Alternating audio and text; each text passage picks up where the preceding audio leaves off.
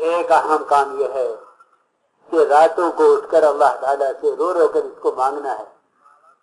आप सल्लल्लाहु अलैहि वसल्लम की मसनून दुआएं वो जो आपने उम्मत के लिए मांगी हैं, उन दुआओं को दिल इरादा देखो और उन्हें याद करो।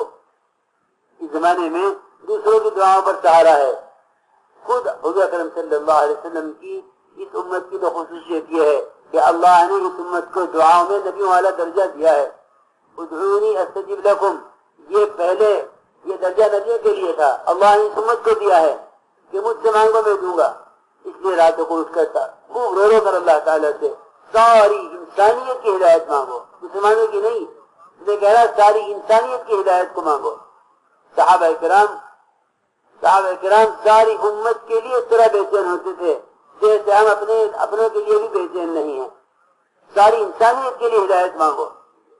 मेरे दोस्तों अजीजों, इस जमाने के मुसलमान के अंदर इंतकाम का जज्बा गालिब आ गया है गैरों के लिए नहीं, सारी इंसानियत के लिए रो रो कर अल्लाह ताला से रातों को हिदायत मांगो।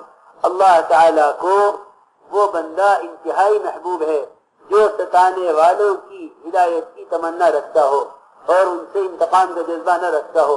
और ये दाई के दावत में आगे बढ़ने के लिए शर्त है कि तुम्हारे दिल में उनकी हिदायत की तमन्ना हो, इंतकाम की तमन्ना न हो और उनके माल असबाब की हिंस न हो।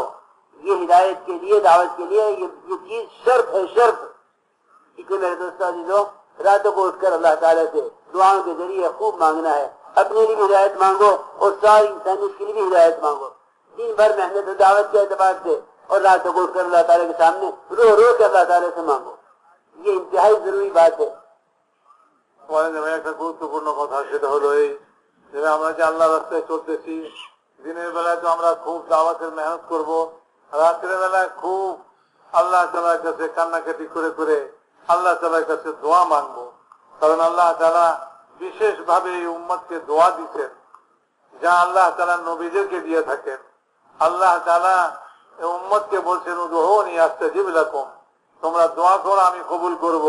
বলে যে এই কথাটা আল্লাহ তাআলা আগের জমানায় নবীদেরকে দিতেন, যে তাদেরকে বলতেন তোমরা আমার কাছে দোয়া চাও আমি তোমার দোয়াকে কবুল করব। আল্লাহ তাআলা এই উম্মতকে সেই মর্যাদা দিয়েছেন, উম্মতকে বলতেছেন তোমরা দোয়া করো আমি কবুল করব। এই জন্য মেরে মহতারাম দোস্তা বুজুর্গ বলেন যে রাত্রে উঠে আল্লাহ রাস্তায় চলতেছি, দিনভর দাওয়াতের মেহনতের মধ্যে নিজেকে খুব ঠকাইব এবং রাত্রি বেলায় আল্লাহ তাআলার কাছে খুব দোয়া মাংতে থাকবো। আর বলেন যে সমস্ত মানুষের জন্য দোয়া করব, নিজের জন্য দোয়া করব, নিজের পরিবারের জন্য খালি নয়, বলে যে সমস্ত ইনসানিয়ত, সমস্ত মানব জাতির জন্য হেদায়েতের দোয়া করব।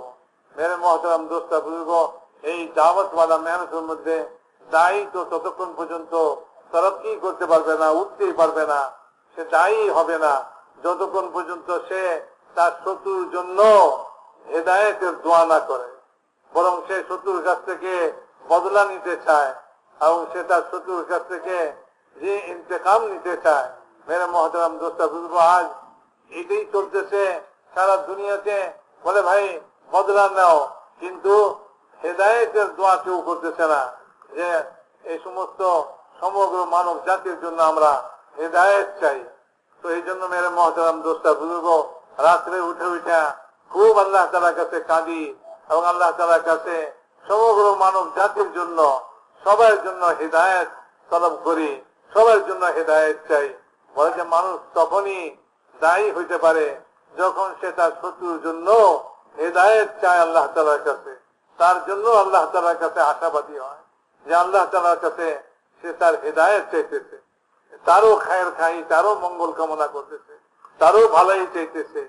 সে হলো দায়ী প্রকৃতপক্ষে, দাওয়াত দেনেওয়ালা। এই জন্য মেরে মহতারাম দোস্তা বুজুর্গ, রাত্রে উঠে উঠে খুব দোয়া করি আল্লাহ তাআলার কাছে সমগ্র মানব জাতির জন্য হেদায়েত।